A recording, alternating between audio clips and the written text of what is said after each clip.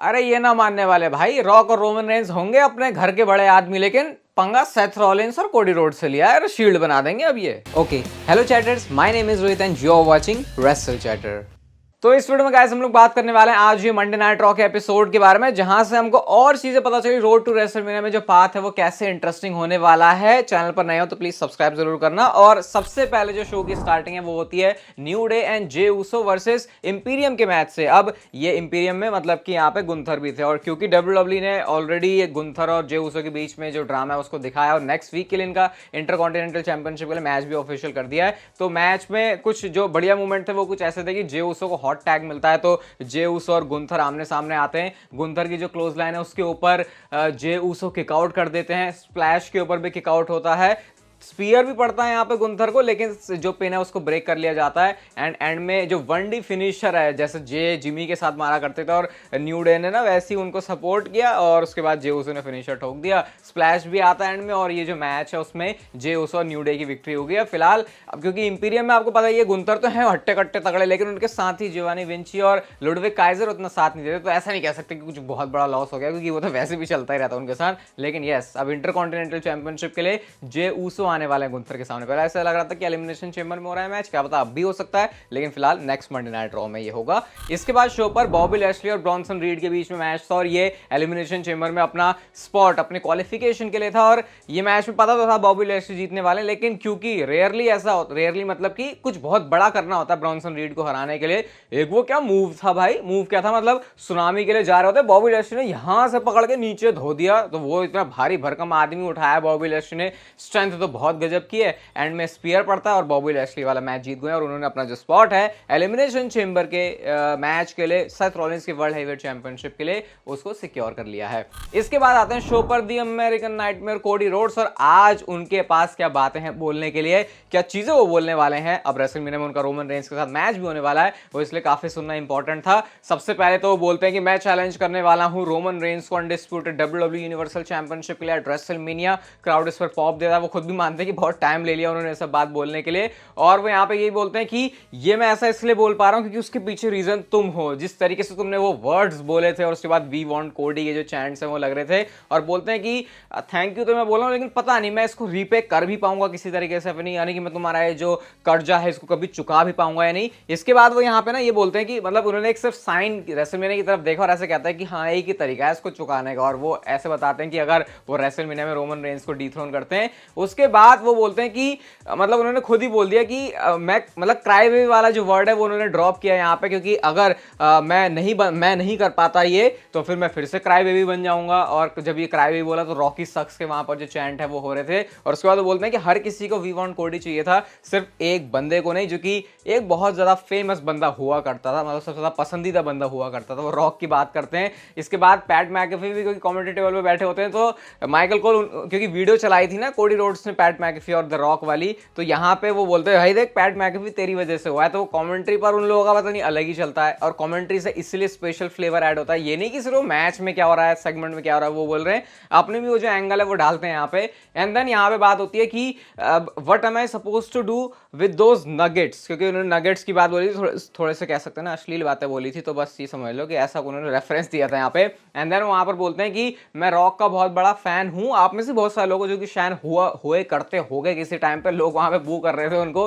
And then वो बोलते हैं कि वो बंदा किसी की सुनता नहीं है, उस बंदे ने मुझे पब्लिक में चांटा मारा है। मतलब कोडी रोड्स बोल रहे होते भाई अगर उसने चांटा मुझे मारा है तो वो बात मुझे पता है अच्छे से, मुझे पता है उसका क्या करना है। साथ में बोलते हैं कि रोमन रेंस और ये रॉक अब दोनों साथ में आ चुके हैं एक स्टॉर्म की तरह, और वो जो चांटा मुझे पड़ा है, रॉक ये भी बात जान ले, I will hit you back. मतलब क्लियरली यहां से उन्होंने बताया था मैं ऐसे नहीं हटने वाला पीछे। इसके बाद सेथ रॉलिंस का थीम सॉन्ग प्ले होता है, यहां से सुनना क्या मस्त मस्त बातें सेथ रॉलिंस ने बोली है। सेथ रॉलिंस रिंग में आते हैं, कोडी रोड्स सबसे पहले उनको थैंक यू बोलते हैं, उसके लिए वो वेलकम करते हैं। एंड देन यहाँ पे बोलते हैं कि तेरे को अपनी स्टोरी फिनिश करनी है हर किसी के लिए, यहाँ पे मेरे लिए करनी है, अपने लिए करनी है, अपने डैड के लिए करनी है, अपने फैंस के लिए करनी है, सारे लोग जो अरेना में बैठे हैं जो देख रहे हैं सबके लिए तुझे अपनी स्टोरी है उसको फिनिश करना है। और बोलते हैं कि अगर तू ऐसा नहीं करता तो जो लैंडस्केप है वो डार्क हो जाएगा, क्योंकि फिर रोमन रेंस के पास चैंपियनशिप है और वो कितने डर्टी तरीके से उसको अपने साथ रख रहा है। अब रॉक भी उसके साथ आ चुका है, उसके पास और पावर आ गई है, तो ये मौका है, यहां पे तुझे करना ही करना है, दूसरा और कोई मौका नहीं है। एंड देन यहां पे वो सवाल पूछते हैं, चल भाई बता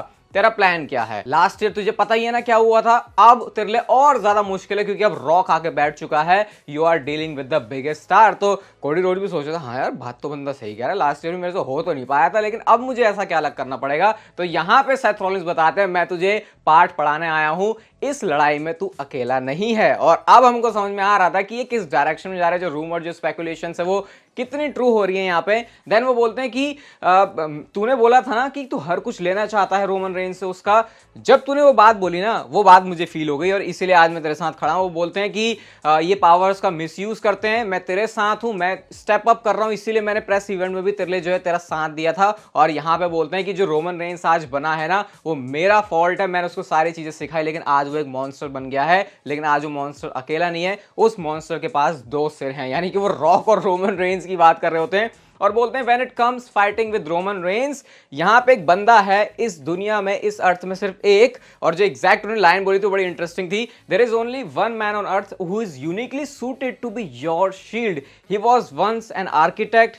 तो उसके बाद उन्होंने बोला visionary revolutionary Seth freakin Rollins. तो शील्ड बना रहे हैं यहाँ पे कोडी रोड्स और सेथ रॉलिंस मिलके, अबे बिल्कुल जंग पे निकल चुके हैं और ये बोल के माइक ड्रॉप करके सेथ रॉलिंस वहां चले जाते हैं। आई थिंक इस प्रोमो के बाद बहुत ज्यादा सेंस बन रहा है कि हम ये नहीं कह सकते यार ये सेथ रॉलिंस क्या कर रहा है, ये क्यों इसमें इन्वॉल्व है, क्योंकि स्टोरी सेथ रॉलिंस की वजह से एक नया एंगल उसमें बन रहा है जो कि पिछले सेथ रॉलिंस और रोमन रेंज के पास्ट को भी बताता है। आप यहाँ पे फिर भी ऐसा तो लग रहा है कि वर्ल्ड हेवीवेट चैंपियनशिप का क्या, बट उसके लिए ऑलरेडी चेंबर क्वालिफाइंग सब चल रहा है ना, तो ठीक है डब्ल्यूडब्ल्यूई सेथ रॉलिंस का यूज यहाँ पे भी कर रही है। अब थोड़ा सा जो मुझे लग रहा था सब बहुत ही अजीब दिख रहे हैं, अब डब्ल्यूडब्ल्यूई ने आज जो स्टोरी टेल की है सेथ रॉलिंस अपनी तरफ से उससे बहुत ज्यादा सेंस बनाया। और अब यहां से क्लियरली लग रहा है भाई रॉक तुम बच नहीं सकते, रोमन रेंज तुम कहीं बच नहीं सकते, ये जो दो बंदे हैं वो आ रहे हैं। और जो मैंने आप सभी चैनल पिछली वीडियो में बोला कि शायद टैग टीम मैच हो सकता है, आज के प्रोमो को देखने के बाद तो वो चीजें और थोड़ी सी ना क्लियर होती हुई दिखाई दे रही है। इसके बाद शो पर आता है लिव मॉर्गन वर्सेस जोई स्टार्क का मैच। ज्यादा कुछ बताने के लिए यहाँ पर है नहीं, अपने फिनिशर के साथ लिव मॉर्गन ने वाला मैच जो है जीत लिया है। नेक्स्ट शो पर R-Truth वर्सेस जजमेंट डे का मैच होता है। R-Truth को पहले ही बोल दिया होता डेमन प्रीस्ट की तरफ से भाई तू अलग है, तू हमसे अलग है, तू यहाँ पे चीजों में मत घुस, लेकिन R-Truth को वो चीज थोड़ी समझ में नहीं आ रही। इसके बाद यू कैन नॉट सी मी ये सब R-Truth करते मैच में, हार जरूर गए R-Truth इस मैच को। उसके बाद उनके ऊपर अटैक भी होता है और अब तो R-Truth भी भाई डोमिनिक को मारने लगा, शायद आज पहली बार ही है ना, मैं गलत नहीं हूं तो डोमिनिक के ऊपर भी उन्होंने अटैक लॉन्च किया था।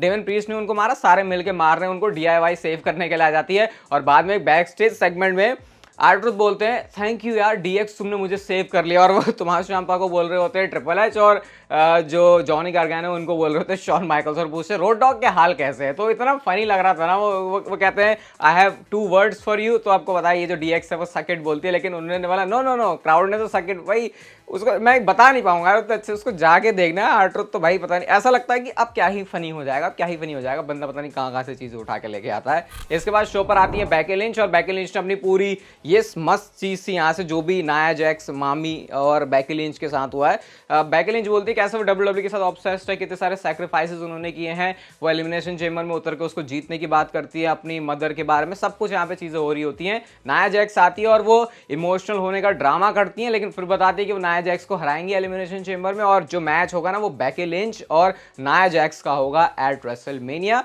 मामी आ जाती हैं, रिया रिप्ली आ जाती है, पता ही आपको कितना ज्यादा बुरी तरीके से बजाया है नाया जैक्स ने पिछले कुछ हफ्तों में, फिर से यहाँ पे आके उन्होंने मारने की कोशिश तो करी, लेकिन फिर भी आज ऐसा लगा रिया रिप्ली ने उतने मजे से नहीं मारा।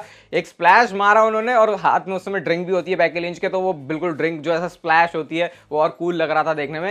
एंड उसके बाद ठीक है फिर भी नाया जैक्स को भगा दिया मार के, बट रिया रिप्ली को वो रिवेंज नहीं मिल रहा अभी तक, शायद एलिमिनेशन चेंबर में हो सकता है बहुत अच्छी तरीके से कुटाई हुई इनकी। बट यस यहाँ पे ये जो स्टोरी हो रही है ना नाया जैक्स, मामी और बेकी लिंच की, अच्छी है, विमेंस डिवीजन में अच्छी बहुत अच्छी है, और उधर से स्मैकडाउन में वो डैमेज कंट्रोल वाला सीन चल रहा है, बहुत इंप्रूवमेंट हुई है अब कह सकते हैं। ऐसा जमाने हो गए थे बोलने के लिए कि दो चीज़ अच्छी हो रही है विमेंस डिवीजन में, लेकिन फिलहाल तो है भाई यहाँ पे ऐसा है। इसके बाद शो पर आइवर वर्सेस एले नाइट का मैच था। बहुत सारे लोग दिक्कतों में थे भाई कि यार एजे स्टाइल्स को कॉस्ट करवाया एले नाइट ने, तो एले नाइट तो अब यहाँ पे नहीं जीतेगा, बट WWE ने ऐसा कुछ नहीं किया।